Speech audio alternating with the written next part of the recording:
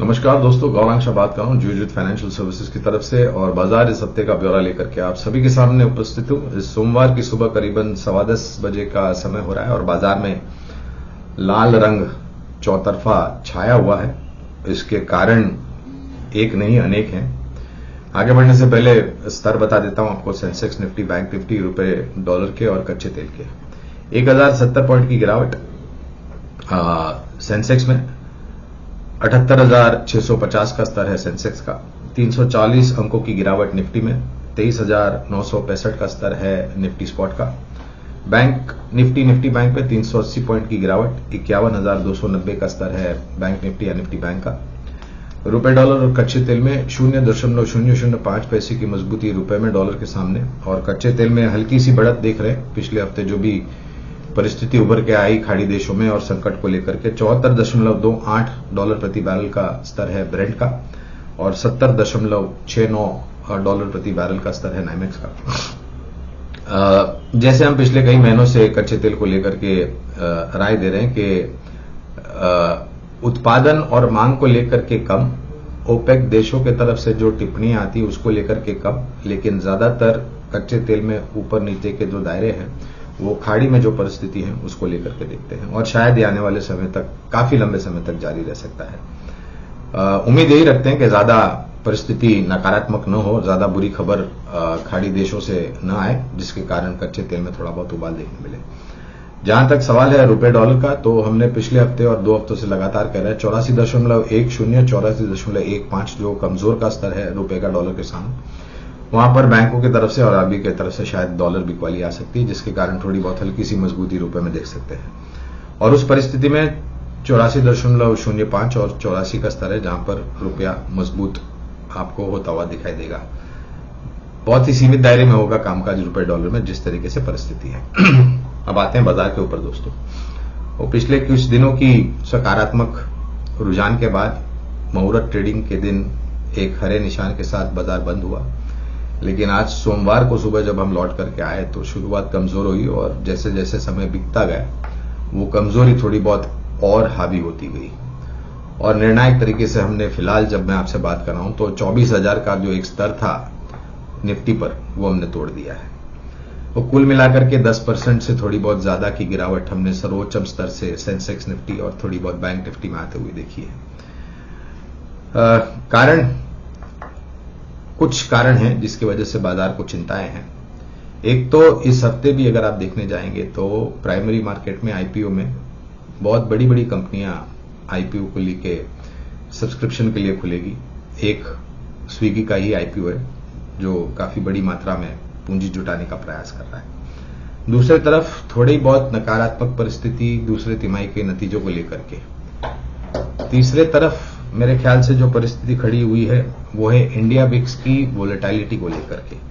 आज सुबह भी शुरुआत थोड़ी बहुत निचले स्तर पर हुई, लेकिन जैसे जैसे बाजार आगे बढ़ता गया इंडिया विक्स में हमने ऊपर की तरफ के रुझान देखे। अब बाजार को स्थिर होने के लिए जरूरी है कि इंडिया विक्स में थोड़ी बहुत संतुलन आए, थोड़ा बहुत नीचे की तरफ का दायरा हो। जब तक वो नहीं होगा तब तक बाजार में उठापटक वोलेटिलिटी हावी रह सकती है। एक बहुत ही बड़ा कारण जिसका जिक्र हमने पिछले हफ्ते बाजार के ब्यूरो के समय दिया था वो है कल नवंबर 5 तारीख को अमेरिका में राष्ट्रपति के चुनाव होंगे। कमला हैरिस और डोनाल्ड ट्रंप के बीच में, डेमोक्रेट्स और रिपब्लिक के बीच में एक प्रतिस्पर्धा होगी और उसका निर्णायक तरीके से नतीजा हमें आने वाले समय में पता चलेगा। दोस्तों, बहुत सारी अटकलें लगाई जा रही है कि अगर कमला हैरिस मैडम आएंगी तो क्या होगा, अगर डोनाल्ड ट्रंप महाशय आएंगे तो क्या होगा, वगैरह वगैरह वगैरह। लेकिन मेरा यह मानना है कि दुनिया भर में चुनाव में राजनीतिक लीडर जो होते हैं वो चुनाव के पहले बहुत सारी बातें करते हैं। चुनाव होने के पश्चात हार जीत की घोषणा होने के बाद जब कार्यकाल संभालते हैं तब उन सब बातों पर मेरे ख्याल से एक सूझबूझ रणनीति के साथ कामकाज होता है। जरूरी नहीं है कि वो जो भी बातें इन्होंने कही हैं चुनाव के पहले उस पर कामकाज हो। तो मेरी नम्र विनती होगी कि चुनाव हो जाने दीजिए, अमेरिका में राष्ट्रपति का चयन हो जाने दीजिए, उनकी शपथ ग्रहण हो जाने दीजिए, फिर वो क्या बोलते हैं और क्या हमें बताते हैं उसको हम समझने का प्रयास करें। पहले से ही किसी भी तरह का तर्क लगाना मेरे ख्याल से अनिवार्य नहीं है। तो 2-3 दिन तक ये सब परिस्थितियों को लेकर के, चुनाव को लेकर के शायद परिस्थिति और कमजोर हो सकती है। एक बहुत ही बड़ा कारण नीचे के तरफ के दायरे जो हम देख रहे हैं वो रहा है विदेशी संस्थागत निवेशकों की तरफ से निरंतर बिकवाली। पूरे महीने में, पिछले पूरे महीने में, अक्टूबर महीने में बहुत बड़ी मात्रा में बिकवाली करी है। आज भी बिकवाली कर रहे हैं। बिकवाली का एक नया शिखर विदेशी संस्थागत निवेशकों ने खड़ा किया है। 1 लाख करोड़ के आसपास की बिकवाली की है और उसके सामने स्थानीय संस्थागत निवेशकों ने उतनी ही मात्रा में खरीदारी की है।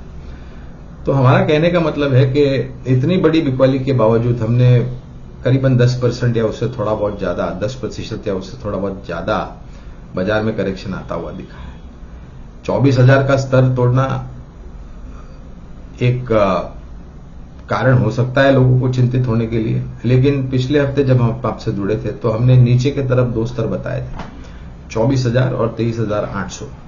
ये जो दूसरा निचला स्तर हमने बताया आपको दोस्तों 23,800 का, ये इसलिए बहुत ही महत्वपूर्ण हो जाता है क्योंकि हम जब इसके नीचे कामकाज कर रहे थे और लगातार जब प्रयास कर रहे थे 23,800 को पार जाने के लिए, तो एक बहुत लंबा समय हमने इस स्तर के आसपास बिताया था। तो अगर 23,800 टूट जाता है, जो कि संभावना थोड़ी बहुत लग रही है, जिस प्रकार से बाजार का रुझान हम आज देख रहे हैं और जिस प्रकार से बातें सुनने में आ रही है, तो शायद थोड़ा बहुत दबाव और बढ़ सकता है बाजार में। इसकी तैयारी आपको रखना अनिवार्य होगा। छोटी मध्यम अवधि के लिए आप कारोबार करते हैं तो मेरे ख्याल से आप अपनी बुद्धिमत्ता का प्रयोग करके आप अपने सौदे पर ध्यान दें। हमारा मानना यह है कि आपको बाजार में पहले तो एकदम से परिवर्तन आने की सोच रखना अनिवार्य नहीं होगा। बाजार यहां पर संभलना चाहिए, ये ज्यादा अनिवार्य है। यानी कि बिकवाली जो विदेशी संस्थागत निवेशकों के तरफ से हो रही है वो पचाना मेरे ख्याल से बहुत जरूरी होगा। और उसके लिए जाहिर है छोटे छोटे निवेशक, मध्यम वर्गीय निवेशक, बड़े निवेशक और स्थानीय संस्थागत निवेशक का सामने आना। यहां से हमें लग रहा है कि कोई बहुत बड़ी ईयर एंड रैली की आपको उम्मीद रखनी चाहिए, तो वो मुझे सही नहीं लग रहा है। क्यों? क्योंकि अक्सर हम देखते हैं कि नवंबर और दिसंबर के महीने में, जो कि एक वित्तीय वर्ष का अंत होता है विदेशों में, उसको लेकर के चिंताएं बहुत बढ़ जाती है। तो हो सकता है नवंबर के महीने में और दिसंबर के पहले 1-2 हफ्ते में बिकवाली थोड़ी बहुत और हावी हो सकती है, जो भी बाकी है विदेशी संस्थागत निवेशक। लेकिन प्रश्न ये उठता है कि क्या जो बड़ी बिकवाली करनी थी वो हो चुकी है? तो जो आंकड़े हमें दिख रहे हैं उसको देख करके तो लग रहा है दोस्तों कि शायद जो बड़ी बिकवाली होनी थी वो हो चुकी है। अब थोड़ी बहुत छुटपुट जो भी बाकी है बिकवाली होने की वो रहेगी। ऐसी परिस्थिति में कोई भी खरीदार आगे आकर के शेयर बाजार को बचाने का प्रयास नहीं करेगा। कोई भी निवेशक ये सोचेगा कि अगर बिकवाली हावी होती है और अगर मुझे यहां से नीचे के स्तर में शेयर में खरीदने मिलते हैं तो मेरे ख्याल से वो ज्यादा अनिवार्य होगा, जिससे उनके मुनाफे के मार्जिन लंबी अवधि में और भी बढ़ जाते हैं। तो ये परिस्थिति है दोस्तों, शायद दो तरफा आपको रुझान आता हुआ दिखेगा। कल परसों तरसों जब अमेरिका में राष्ट्रपति के चुनाव की घोषणा होगी उसको लेकर के प्रतिक्रिया होगी। एक और परिस्थिति विदेशी संस्थागत निवेशक की तो है, लेकिन जो खाड़ी में संकट खड़ा हुआ है उसको लेकर के भी मेरे ख्याल से काफी कमजोर परिस्थिति है दोस्तों। कोई भी प्रकार का अगर कदम देश उठाते हैं, दोनों देश उठाते हैं, तो वो एग्रेशन को लेकर के, तो शायद इसकी कमजोरी आप बाजार में होती हुई और देख सकते हैं पूरे विश्व पर। और मैं एक बात भी कहना चाहता हूं कि ऐसा नहीं है कि अमेरिकी बाजार को, अमेरिकी चुनाव को लेकर के हमारे यहां पर गिरावट देख रहे हैं। एशियाई बाजार में भी हम गिरावट देख रहे हैं और उसके साथ साथ बाकी अन्य बाजारों में भी देख रहे हैं दबाव। तो ये दबाव आने वाले समय में रहेगा, इसकी आप तैयारी रखें।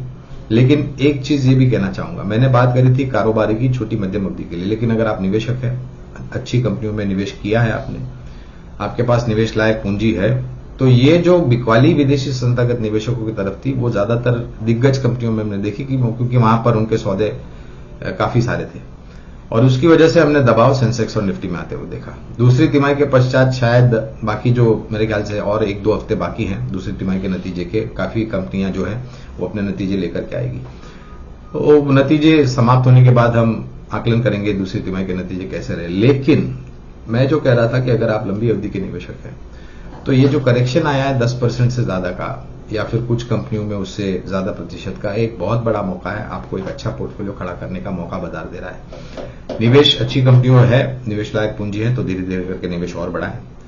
अगर आप बाजार में करेक्शन का इंतजार कर रहे थे तो ये 10% के ज्यादा का जो करेक्शन देखा है, मेरे ख्याल से उसका लाभ उठा करके आपको सीधे सीधे अगर आप शेयर बाजार में निवेश करते हैं तो अपनी निवेश लायक पूंजी आपको शेयर बाजार में निवेश करना शुरू करनी चाहिए। पूरी ताकत लगा करके नहीं, लेकिन किश्तों में धीरे धीरे करके छोटे छोटे कदम उठा करके। अगर आपने म्यूचुअल फंड में निवेश किया है एसआईपी माध्यम के द्वारा या फिर लमसम निवेश के द्वारा, तो आप वहां पर भी उसी प्रकार से अपना जो निवेश लायक पूंजी है उसको आप धीरे धीरे करके बढ़ाकर वहां पर निवेश कीजिए। देखिए दोस्तों, ऐसा नहीं है कि परिस्थिति में कोई बड़ा परिवर्तन हुआ है। परिस्थिति में परिवर्तन यह हुआ है कि कुछ विदेशी संस्थागत निवेशकों ने निर्णय लिया है कि चाइना में जो स्टिमुलस दिया गया उसके कारण वहां पर रिकवरी ज्यादा जल्दी आएगी।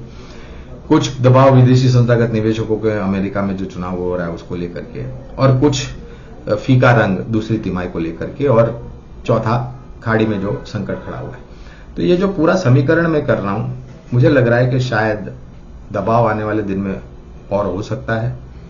क्या हम उस स्तर के करीब पहुंच चुके हैं जहां पर बाजार थोड़ा संभलने का प्रयास करेगा? तो मुझे लग रहा है कि शायद उस स्तर के हम बहुत करीब पहुंच गए। 2-3-4% की गिरावट और आना अनिवार्य है, लेकिन मेरा मानना है कि धीरे धीरे करके बाजार इस साल तो नहीं, इस कैलेंडर के साल नहीं, दिसंबर 2024 तक ज्यादा उम्मीद शेयर बाजार से रखना मेरे ख्याल से अनिवार्य सही नहीं होगा। अगले साल आपको जो उम्मीद है रिटर्न्स की, वो भी मेरे ख्याल से आपको थोड़ी बहुत सीमित रखनी चाहिए। पहली फरवरी 2025 को बजट भी पेश करेंगे माननीय वित्त मंत्री जी, तो वो उसको लेकर के भी, और उसके पहले कई राज्यों के चुनाव होंगे। महाराष्ट्र चुनाव में जाएगा, फिर बाकी अन्य जो राज्य है वो जाएंगे, उसको लेकर के प्रतिक्रिया बाजार। तो परिस्थिति थोड़ी संकेतों को लेकर के कमजोर है, दबाव और बढ़ सकता है, लेकिन इस बाजार में हिम्मत की ही कीमत होती है दोस्तों। और मैं तो ये कहूंगा कि अगर आपको 26,000 में बाजार अच्छा लग रहा था, निफ्टी का जो स्तर था, या फिर 85,000 के आसपास जो सेंसेक्स का स्तर था, तो आपको इस स्तर में थोड़ा बहुत और भी आकर्षित लगना चाहिए बाजार। दोस्तों, निवेश लायक रणनीति और 2 विकल्प हम हमेशा आपके सामने रखते हैं हर सोमवार को जब आपसे जुड़ते हैं। आज भी 2 विकल्प है। पहला है फार्मास्यूटिकल की दिग्गज कंपनी सिप्ला। हमें लग रहा है कि ये क्षेत्र अच्छा कामकाज कर सकता है। Capital goods, engineering, IT, cement, कुछ और दूसरे क्षेत्र अच्छे कामकाज कर सकते हैं। तो और अक्सर हम देखते हैं कि बाजार में जब ऐसी परिस्थितियां तो फार्मा और आईटी क्षेत्र ज्यादा लोगों के नजर में आता है और वहां पर ज्यादा लोग ध्यान देते हैं। तो लंबी अवधि के लिए काफी लंबे समय से सिप्ला पर हमारी राय रही है। नतीजे काफी अच्छे आए, तिमाही दर तिमाही, छमाही दर छमाही, साल दर साल नतीजे अच्छा है। दूसरी तिमाही के पश्चात टिप्पणियां जो करी है वो भी काफी सक्षम और मजबूत। तो पहला विकल्प है बुनियादी दर के आधार पर सिप्ला। दूसरा विकल्प है ऑटो एंसिलरी क्षेत्र की कंपनी एंड्योरेंस टेक्नोलॉजीज। इस कंपनी की चर्चा अमूमन होती नहीं है, लेकिन ये बहुत ही मजबूत और सक्षम कंपनी है। जहां तक पुर्जे बनाने की बात है, जो भी कंपनियां वाहन बनाती हैं हमारे देश में स्थापित, शायद इस साल नवंबर दिसंबर में नए लॉन्चेस को लेकर के थोड़ी गति धीमी पड़ सकती है, क्योंकि कैलेंडर ईयर एंड में कंपनियां नए लॉन्चेस करती नहीं है, क्योंकि बहुत ही जल्द साल का अंत होने वाला है। लेकिन अगले साल 2025 में कैलेंडर ईयर में हमें लग रहा है कि बहुत सारे नए लॉन्चेस आपको आते हुए देखेंगे, और उसकी सहायता से ऑटो एंसिलरी जैसी कंपनियां, जैसे एंड्योरेंस टेक्नोलॉजीज हो गई या फिर सीआई ऑटोमोटिव वगैरह वगैरह, वो सब अच्छी कर सकते हैं। ध्यान रखें दोस्तों, ये दोनों ही विकल्प लंबी अवधि के लिए बुनियादी तौर पे है। ये आज खरीदो कल बेचो, 3 महीने 6 महीने के लिए नहीं है। अनिवार्य है कि आपके पास साल, 1.5 साल, 2 साल या उससे ज्यादा का समय सीमा हो। और जैसे हमने शुरुआत में कहा कि शुरुआत कीजिए इस तरह से, पूरी ताकत लगा करके मत कीजिए, और धीरे धीरे करके अपने निवेश बढ़ाइए। हमारी वाणी को हम अब यहीं पर विराम देते हैं, और हमारी बात शांतिपूर्वक सुनने के लिए आप सभी का बहुत बहुत धन्यवाद। अपनी सेहत का ध्यान रखिए, और अगले हफ्ते आप लोगों से फिर से मुलाकात होगी। धन्यवाद।